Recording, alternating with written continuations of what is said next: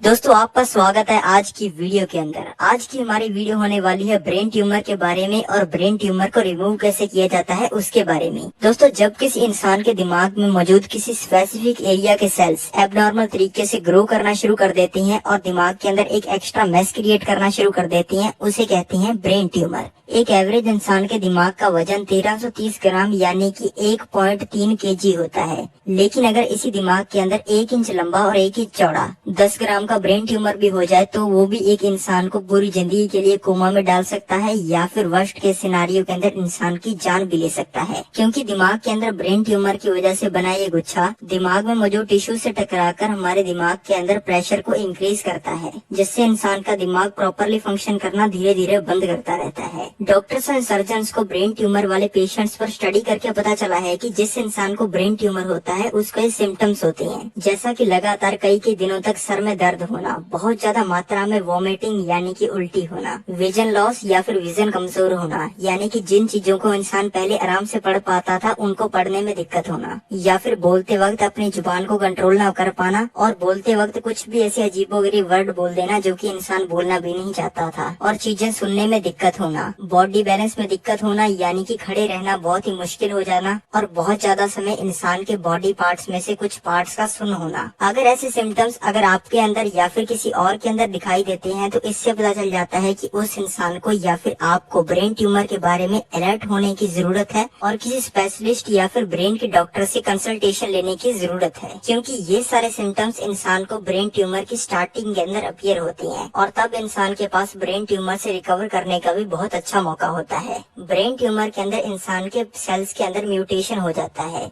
जिससे इंसान के दिमाग के सेल्स रैंडम पैटर्न के अंदर एबनॉर्मली ग्रो करना शुरू कर देते हैं। इसके बहुत सारे कॉजेज हो सकते हैं, जैसे कि कुछ लोग हाई रेडिएशन जॉब्स करते हैं जैसा कि flight attendants, x-ray machine operators, baggage services, military या फिर माइन वर्कर्स। इन लोगों की जॉब्स के अंदर इनका बहुत ज्यादा कनेक्शन रहता है अल्ट्रावायलेट रेज और एक्सरेज के साथ। जैसे एक्सरेज और अल्ट्रावायलेट रेज इनकी बॉडी के साथ सारा दिन टकराती रहती हैं, जिससे इन लोगों के सेल्स के अंदर म्यूटेशन हो जाता है और सेल्स एबनॉर्मल तरीके से ग्रो करना शुरू कर देती हैं। दूसरा होता है जेनेटिक डिसऑर्डर। इसके अंदर लोगों को अपनी फैमिली से यानी कि मम्मी पापा, दादा दादी, इनके जीन से लोगों को ब्रेन ट्यूमर हो जाता है। इसके अलावा कुछ बैक्टीरिया या फिर वायरल इन्फेक्शंस भी ब्रेन ट्यूमर कॉज कर सकती हैं, और किसी दवाई का इन्फेक्शन या फिर स्ट्रॉन्ग केमिकल्स के साथ इंसान का कनेक्शन भी ब्रेन ट्यूमर कॉज कर सकता है। वैसे तो ब्रेन ट्यूमर मेल्स और फीमेल्स दोनों के अंदर होता है, पर डॉक्टर्स के द्वारा और साइंटिस्ट के द्वारा की गई स्टडीज में ज्यादातर पता चला है कि ब्रेन ट्यूमर के पेशेंट्स मेल्स ही होते हैं, क्योंकि ज्यादातर मेल्स घर से बाहर निकलकर काम करते हैं, जिसकी वजह से उनके शरीर के साथ हाई अल्ट्रावायलेट रेज का कनेक्शन होता है और मेल्स की बॉडी ब्रेन ट्यूमर को ज्यादा अडेप्ट भी करती है। अब जानते हैं कि ब्रेन ट्यूमर को कैसे रिमूव किया जाता है। ब्रेन ट्यूमर को निकालने के लिए की जाने वाली सर्जरी को क्रेनियोटोमी कहा जाता है। क्रेनियोटोमी को इंसान को बिना बेहोश किए ही किया जाता है, क्योंकि अगर ऐसा ना करें तो सर्जरी के टाइम इंसान का ब्रेन ट्यूमर इंसान के नॉर्मल सेल्स के ऊपर प्रेशर बहुत ज्यादा डालेगा, जिससे इंसान के ब्रेन के दूसरे सेल्स भी मरना शुरू हो जाएंगे और अल्टीमेटली इंसान की डेथ हो जाएगी। इसलिए सर्जरी से पहले इंसान को एनेस्थीसिया और भी बहुत सारी चीजें दी जाती हैं, जिससे इंसान को कुछ भी समझ ना आए, दर्द ना महसूस हो, लेकिन इंसान बेहोश ना हो। इस सर्जरी को कैसे परफॉर्म किया जाता है चलो जानते हैं। इस सर्जरी के लिए सबसे पहले इंसान के सर के पीछे कट लगाया जाता है। ये अब वेरी कर सकता है कि इंसान के दिमाग के अंदर ब्रेन ट्यूमर कहाँ पर है। अगर किसी और जगह पे है तो उस जगह पे कट लगाया जाएगा। फिर ऐसा करने के बाद इंसान की जब स्किन दिखने लगती है तब इस स्किन को साइड में कर दिया जाता है और फिर ओपनर्स की मदद से इस होल को बड़ा करके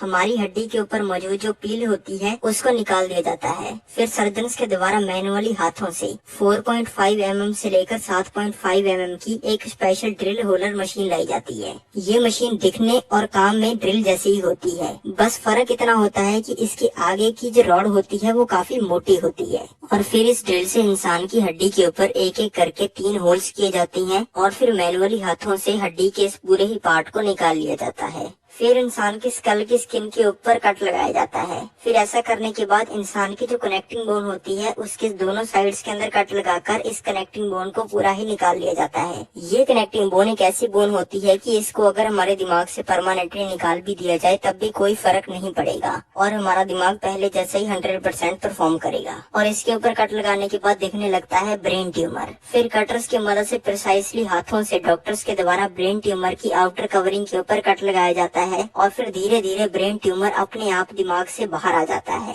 फिर ऐसा करने के बाद इंसान के सर को बंद करने के लिए सबसे पहले एक स्टिकिंग प्लेट लगाई जाती है। फिर ऐसा करने के बाद जो हड्डी 3 होल्स करके दिमाग से निकाली गई थी उसको वापस दिमाग के अंदर लगा दिया जाता है और इंसान के दिमाग की कनेक्टिंग बोन को ऐसे ही छोड़ दिया जाता है। और ऐसा करने के बाद इंसान के दिमाग से ओपनर्स को निकाल लिया जाता है और स्किन को बंद कर दिया जाता है। और फिर ऐसा करने के बाद स्किन को बंद करने के लिए इंसान की स्किन के ऊपर टांके यानी कि स्टिचेस लगाए जाते हैं। और फिर ऐसा करने के बाद रेडियोथेरेपी और कीमोथेरेपी का भी सहारा लिया जाता है। इन थेरेपीज के अंदर रेस का सहारा लेकर बिना हाथ लगाए मशीन्स के द्वारा दिमाग में मौजूद बाकी ब्रेन ट्यूमर के सेल्स को खत्म किया जाता है, जिससे वापस ब्रेन ट्यूमर होने के चांसेस लगभग ना के बराबर हो जाते हैं और ट्रीटमेंट बुरा हो जाता है। तो आज की वीडियो देखने के लिए आपका बहुत बहुत धन्यवाद।